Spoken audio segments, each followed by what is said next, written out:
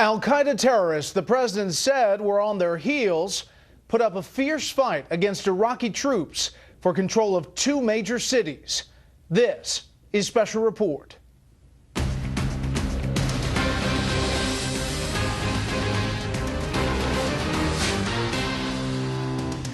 Good evening, I'm Brett Baer. President Obama has repeatedly said Al-Qaeda is on the run, on the path to defeat, and decimated. Yet fighters aligned with what was once the gold standard in terrorism are once again making gains in Iraq. Chief Intelligence Correspondent Catherine Herridge has the latest on what appears to be an Al-Qaeda resurgence in a place where Americans fought, died, then left. The strategic cities of Ramadi and Fallujah in western Iraq, where at least a third of U.S. lives were lost in the war, are now under siege and at risk of falling to Al-Qaeda extremists, with reports on the ground describing militants carrying the black flag synonymous with Al-Qaeda, setting fire to police stations and releasing extremists from jail. The State Department today acknowledged security is deteriorating. We've condemned this violence in the absolute strongest terms, but let's be clear who's responsible for the violence. It's the terrorists who are behind it. In the last week, the violence came to a head after a prominent Sunni was arrested, leading to claims that the Shiite-led government of Nouri al-Maliki was targeting its political rivals. The Defense Ministry released this video to underscore Baghdad's efforts to push the al-Qaeda-linked militants from the two key cities in Anbar province, which were the focus of the U.S. surge in 2007. While the president cites the end of the Iraq War as one of his main accomplishments, critics say the Obama administration's failure to reach a status of forces agreement with Baghdad laid the groundwork for the bloodshed. I do believe that when future historians look back on the Obama era, they will identify his precipitous flight, his hasty retreat from Iraq, as his #1 strategic blunder, foreign policy blunder, and that's saying something. The State Department spokeswoman bristled when repeatedly pushed by Fox News and the Associated Press on the criticism. It's not like if we just flipped a switch and did X, Y, or Z, the terrorist threat in Iraq would go away. That's just not how that's not how it works. The violence is a regional issue, with the attacks in Iraq being carried out under the same banner as hardline jihadists in neighboring Syria. Some analysts allege a pattern of disengagement by the Obama administration created an opening for the regional al-Qaeda affiliates. The problem is the U.S. didn't move quickly enough in the Syrian rebellion to support the truly moderate opposition. What they did was they allowed basically the extremists and the al-Qaeda types to take over, and they did so over the course of a couple of years. A new UN report reinforces the precarious conditions on the ground in Iraq.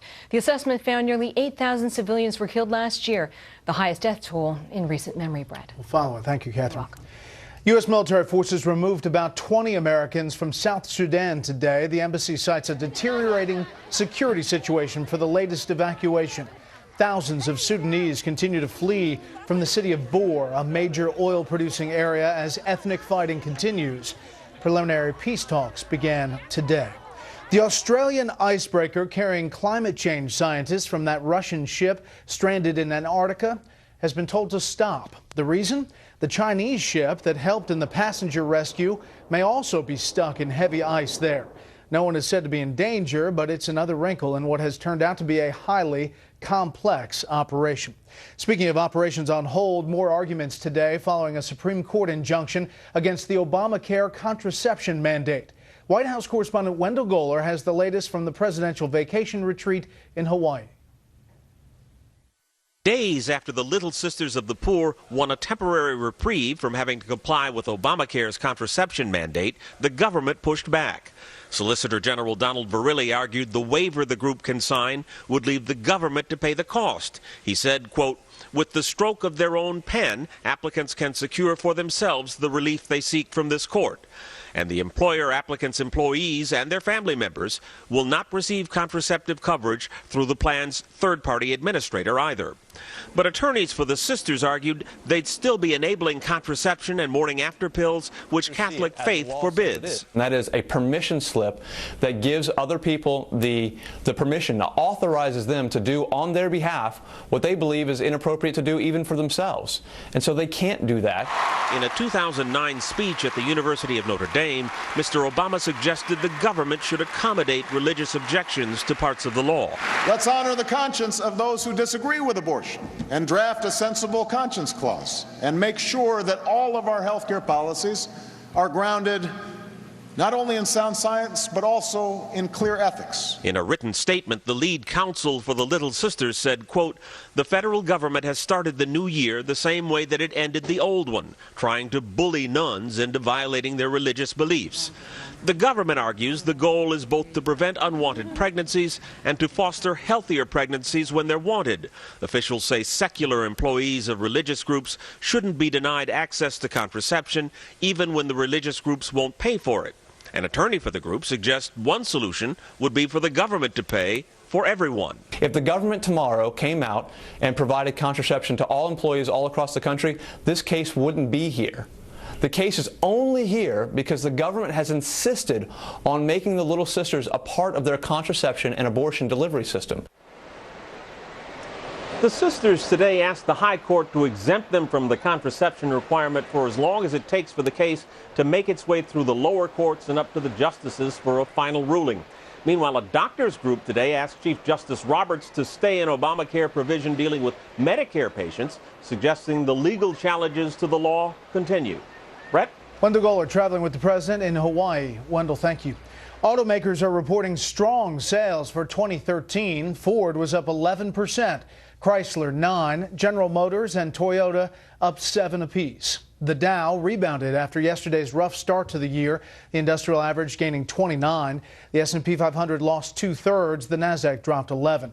For the 4-day week, the Dow was down 0.05 of a percentage point. The S&P 500 and Nasdaq both lost about 0.5 point. The future of one of the nation's premier companies in its native Northwest may be decided tonight. Union members at Boeing are voting right now on whether to take a new deal from the company or reject it and put their jobs in jeopardy. Correspondent Dan Springer has the latest tonight. Give us a voice! Give us a voice! Democracy worked. We voted. It's over. There has been anything but union solidarity in Everett, Washington these days, ever since Boeing, the world's biggest airplane maker, threatened to move 12,000 high-paying jobs out of the Seattle area if the machinists didn't vote yes on a contract extension. At issue, pensions. Boeing wants to freeze them and move to a 401k plan. Members rejected the offer by a 2-to-1 margin in November.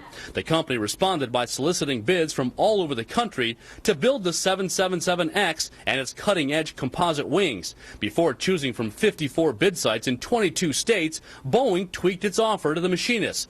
The International Union called for another member vote, but local District 751 resisted. If we bring an offer every time Boeing comes with a list of demands, what good is it to have a contract in place? It lends legitimacy that any time they come with demands, we have to bring it to a vote. Political pressure mounted. Democratic Governor Jay Inslee issued a statement saying, "I believe the machinists should have the opportunity to exercise that right. We are at a perilous point in our effort to bring the 777X to Washington State." A growing number of members agreed, including Paul Fritzler, whose son and son-in-law also work for Boeing and don't think the company is bluffing about building the plane elsewhere. I think that would be devastating not only for my family, but for the community. The head office of the International Association of Machinists exercised its power and forced the Seattle local to hold today's vote. Some view the Boeing maneuver as an effort to break the union, which has been losing jobs nationally for years. Boeing refused to comment for our story, but given its recent track record with the 787 plane, which is being built all the way in South Carolina by non-union workers, one machinist here told me it's like a high-stakes game of poker in which Boeing holds all the cards. Brett? We'll watch that closely. Dan Springer live in Everett tonight. Dan, thank you. Up next, a cold and windy first weekend of the new year. But first, here's what some of our Fox affiliates across the country are covering tonight. WJBK in Detroit with a new meaning for the term Hot Stove League. Take a look at this. A minor league ballpark near Grand Rapids caught fire this morning. The stadium is home to the Tigers' Class A farm team. No one was hurt, fortunately. Several Fox stations are covering reports that former American Idol runner-up Clay Aiken may run for Congress in South Carolina. Aiken, among other things, is a proponent for gay rights. He's said to be considering a challenge to Republican incumbent Renee Elmers. And this is a live look at Eden Prairie, Minnesota from our Fox affiliate KMSP. The big story there tonight, firefighters still do not know what caused yesterday's explosion and blaze at a Minneapolis apartment building. A second body was discovered there this morning. That's tonight's live look outside the Beltway. From Special Report, we'll be right back.